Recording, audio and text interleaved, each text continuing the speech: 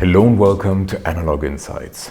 In today's episode, Greg and I take a closer look at the pinnacles of the Pentax screw mount cameras in the 1970s. And these are the Asahi Pentax ES II and the Pentax Spotmatic F. Let's get some historical context first. Asahi and Pentax became one of the most important camera manufacturers in the 1970s after a series of successful and innovative cameras that they introduced. And arguably it all culminated in the launch of the world's first 35mm single lens reflex camera with TDL metering, the Pentax Spotmatic in 1964. And in addition to that, Pentax also pushed for innovation in the realm of lens design and introduced multi-coating early on that of course reduced flaring and also improved the light transmission through the glass of a lens. And in that context we have to look at this particular, these two cameras here. And when we look at 1975, when the screw-mount Pentax models disappeared from the market and Pentax introduced the K-mount bayonet. Arguably, Pentax was one of the most successful camera manufacturers globally, and for a certain period of time sold more Pentax cameras than all of its competitors combined. And both cameras here were introduced in 1973, so at a very interesting point in time, basically the pinnacles of this particular screw mount or M42 mount design here. And there were even ads at the time advertising them side by side.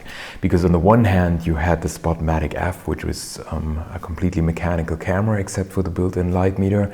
And on the other hand you have the ES II, so the electronic Spotmatic 2, with reliable electronics and an automatic exposure mode. And what makes these cameras interesting from today's perspective is that they give you access to the fantastic SMC lenses, the Super Multi Coated Pentax lenses that are famous for their optical quality, and also quite some advanced features in terms of the cameras and what they offer. So they are still interesting and quite accessible in terms of their prices from today's perspective. So reason enough to take a closer look at them, and we took them out for a photo walk in and around Würzburg, shooting some Orvo Wolfen 500NC in the Spotmatic F and some Adox CHS 100 in the ES II. So let's take a closer look at the cameras, their features, of course our personal findings, and most importantly the results they produce.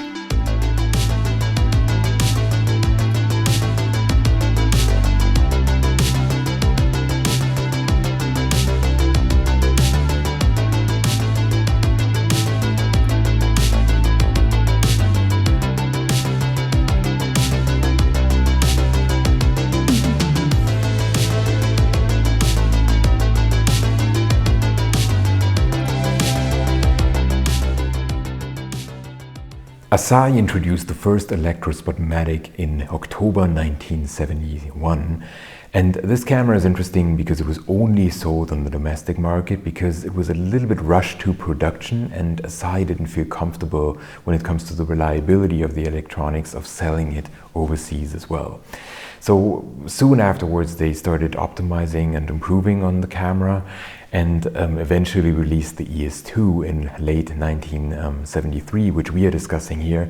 And arguably this is just a better camera also from today's perspective. So for instance, the original used a large 6-volt battery, and this one here just uses 4 1.5-volt LR44 batteries, which are still available until today, and which of course makes this camera quite accessible and easy to use from today's perspective. The eyepiece can be closed and via a little shutter, and the shutter release button can be locked. That is also interesting, and it's just like on the Spotmatic F, which we will discuss in a minute. The sensitivity range of the exposure meter also increased in this later model to ISO 3200, which means it is on par with many other later cameras, and it's quite interesting from today's perspective. If you want to push an HP5, for instance, up to 3200, you can simply tell the light meter in this case. The ES II comes with an open aperture metering when used with the SMC Takumar lenses, and this feature uses an additional pin which communicates which aperture is selected to the electronics. And this was quite a novelty at the time and was of course necessary for the automatic exposure to work properly. And the shutter speed dial here on top allows a manual setting between 1/60th of a second to 1/1000th of a second plus a bulb mode. But then of course there's the automatic exposure mode as well, which steplessly selects the correct shutter speed between 8 seconds and 1/1000th of a second.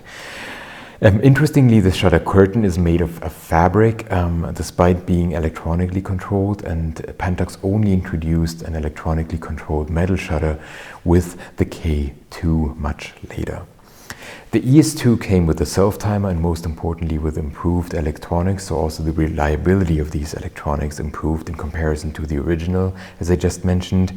And furthermore, it features an exposure compensation dial, which can be set between +2 and -2, but only in 4 steps, so no third steps here. There's also a hot shoe, 2 PC sync connectors for flash guns, and a tripod socket at the bottom.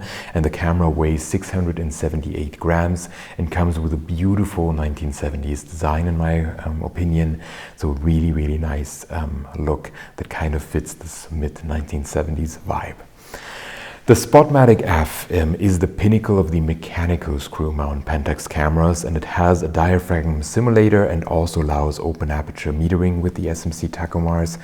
And like the ES II, it also provided a lock for the shutter release button. The mechanically controlled shutter speeds are between 1 second and 1/1000th of a second plus a bulb mode again. And the Spotmatic F weighs 642 grams without a lens, so slightly lighter than the ES II.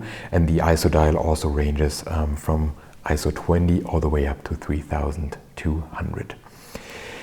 The camera comes with a built-in TDL metering that is interestingly originally designed for 1.35 volt battery, so the typical mercury battery is popular at the time. But thanks to a Wheatstone bridge, it can also be used with an LR44 1.5 volt battery today without the need of an additional adapter. This Wheatstone bridge makes sure that the voltage coming or ending up on the electronics is always 1.3.5 voltage, which is really, really nice. And yet the Spotmatic F and the ES II kind of saw the market very late in the game when looking at the design of the M42 camera system from the Pentax perspective. So they were already about to retire this particular M42 mount here and introduce the K bayonet, which started the K series, which became a really, really successful lineup from a Pentax perspective.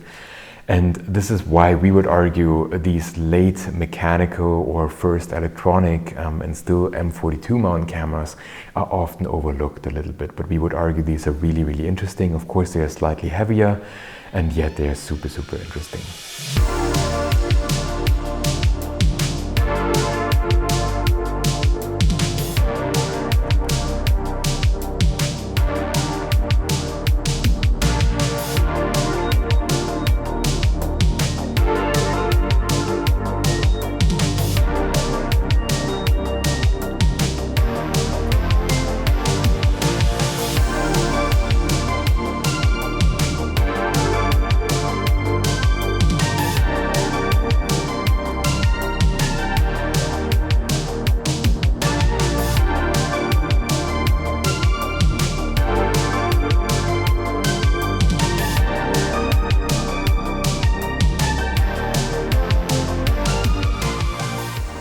So what about the lenses and accessories? Both cameras work particularly well with the legendary SMC Takumars, in part because of the open aperture metering.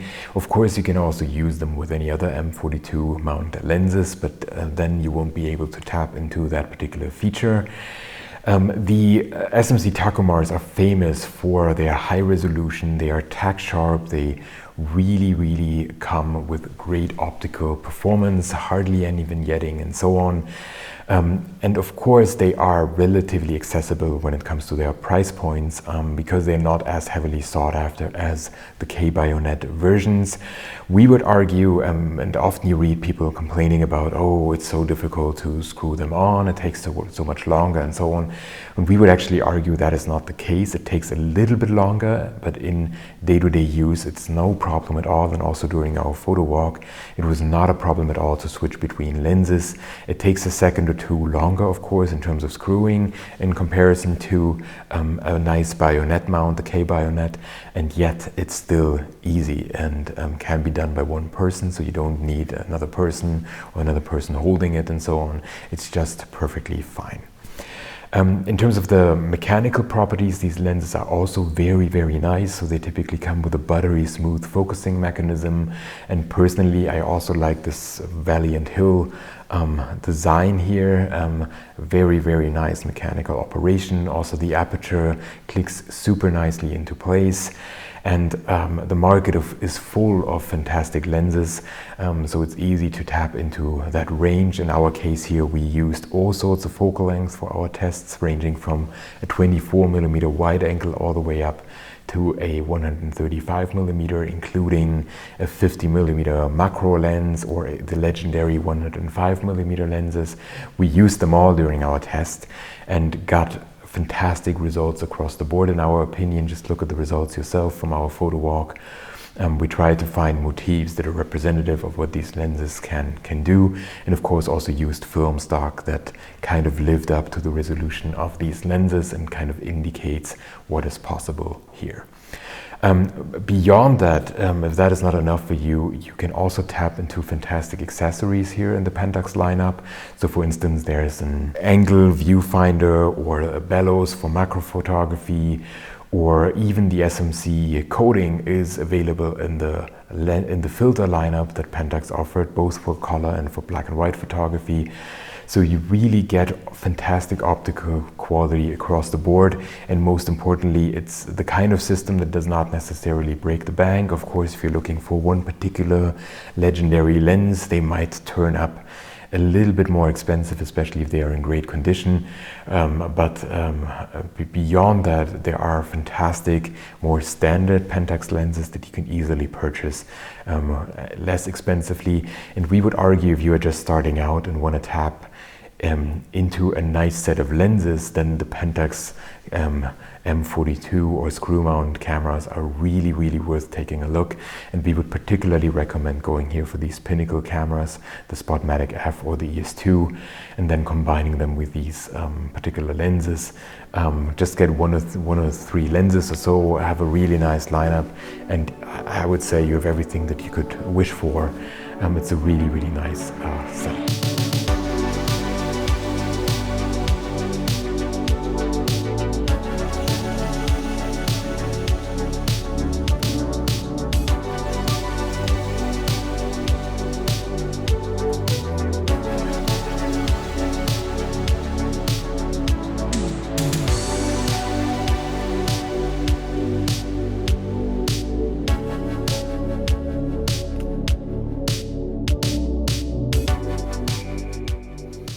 So what about the handling and our personal impressions?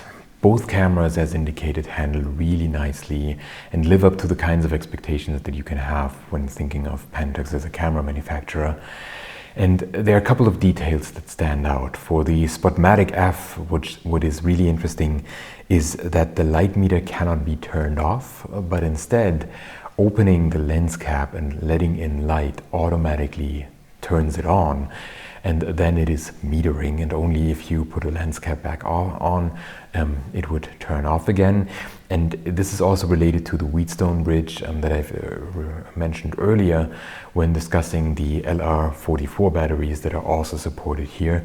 So a really nice and mechanical construction for the kind of camera where the light meter is just an add-on and the camera itself would just work perfectly fine mechanically as well. And of course you can use it as such as well. Another detail that I found interesting is that when rewinding the film, a small red dot on the rewind spool on the bottom indicates whether the film is correctly transported, a feature that is rarely seen and that I personally really liked. And all these features here and details make the Spotmatic F a great first SLR in our opinion, and it is certainly worth a look. And if you don't mind the slightly heavier construction and the M42 mount, it really sits nicely in your hands. It feels solid, the mechanical sounds are beautiful when listening to the shutter release and so on. This is just a really, really beautiful camera that is a joy to use. In a similar way, the ES II is very easy and straightforward to use, and here I particularly liked shooting it in the automatic exposure mode, because just tapping the shutter release button moves the needle in the viewfinder and gives you an indication of the automatically selected shutter speed based on your chosen aperture. And then the exposure compensation dial is of course also nice and convenient, and it also just looks very nice in terms of its top plate. Personally, I really liked that, and I also liked the patina that the black version here developed over time. This personally I really love, and if you can get your hands on one of these ones here, then I think it has a really nice look to it. Both cameras feature the same shutter release lock lever around the shutter release button, which is great when putting away the camera. Of course, you have to remember doing that, but of course that helps you avoid unwanted exposures and a waste of film.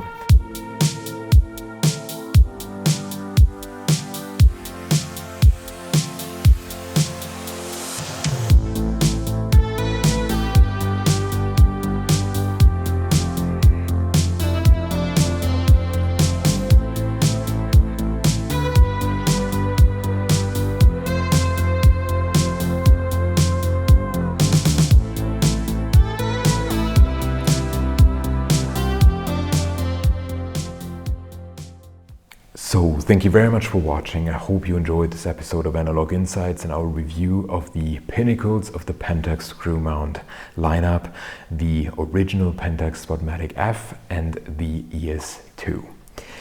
These are solid, reliable and beautiful single lens reflex cameras in our opinion that let you get access inexpensively to the Pentax SMC lenses and accessories, combined with some really smart features and most importantly support for the still available LR44 batteries. If you like this episode, please remember to like it and maybe even share it with your friends. And if you want to see more videos like this, please subscribe to our channel. Jules, Greg and I really appreciate each and every subscriber coming our way. So thanks for watching. I hope to see you soon. Bye.